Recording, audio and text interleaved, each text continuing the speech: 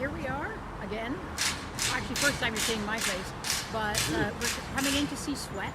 This is outside the theater on Granville Street with the Stanley Industrial Alliance Theater. And I'm sure it's very noisy, so we'll have to speak up real loud. Yeah, that's my ear, and I can't deal with that. But we're really looking forward to it.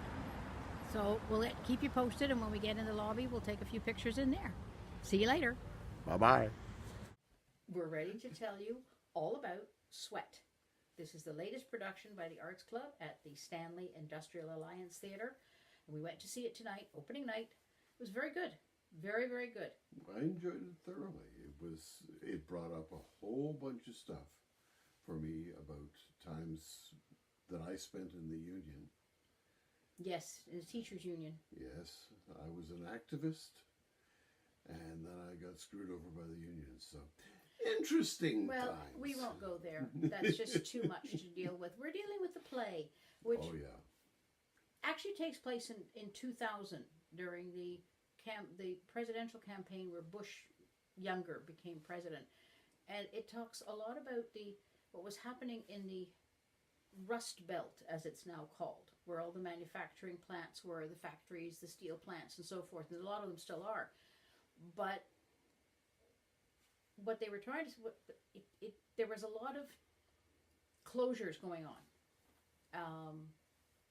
And this focuses on a 6-month period, basically, and one plant, and how it affects how the politics of the time affect the people who work in that plant, and the friendships that they've had for years get disrupted because of what's going on. But it's more than just about unions. It's also about racism. Yes, there is racism there, definitely. It's about people being able to make adjustments when they feel that they are entitled to certain things. There is a sense of that, because you get a lot of times what they're saying in the play is, my grandfather worked in this plant, my grandfather helped build this plant, my father worked here, now I'm on the floor, and my son is on the floor, and it's a sense, and nobody else can have it. So newer people who come into town who want the good jobs at the factory can't get in because it's a closed shop. And that creates tension. Yeah. As well. And then there's the case of when your friend gets promoted and you don't get promoted into management, can you still stay friends with your friend? And are the differences between workers and management so great that you can't remain friends? So there's also that. And that was shown very well, as the tension, the breakdown of relationships of years standing.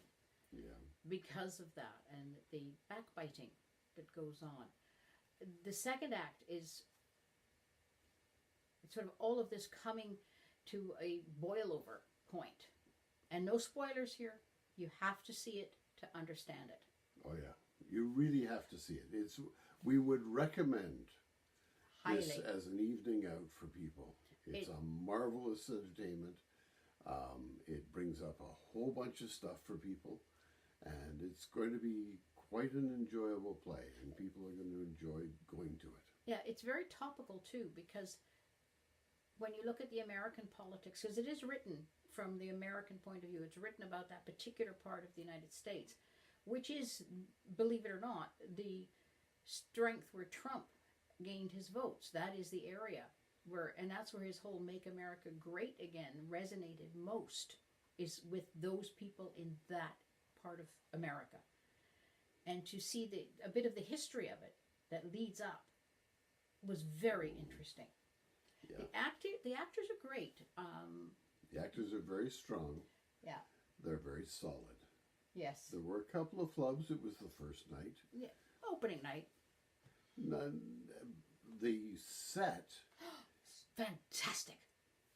Is worth a visit all on its own.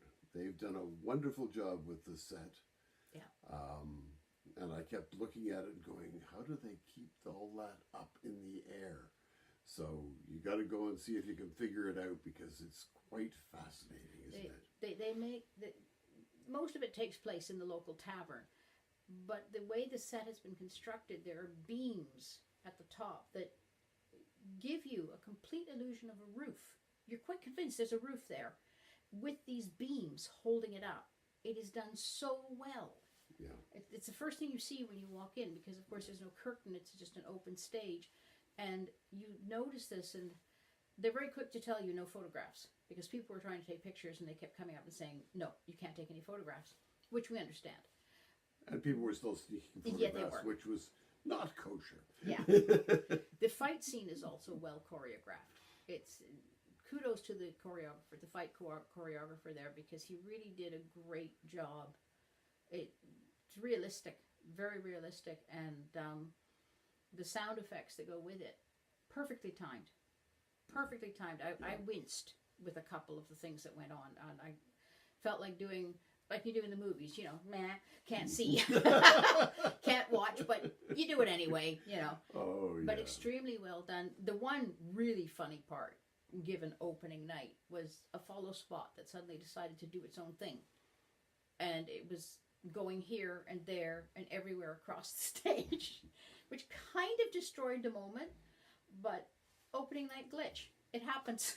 It does happen. It certainly didn't spoil the play and what it was trying to say, and it certainly didn't distract the actors. They kept going professional to the hilt on that score. They were very good.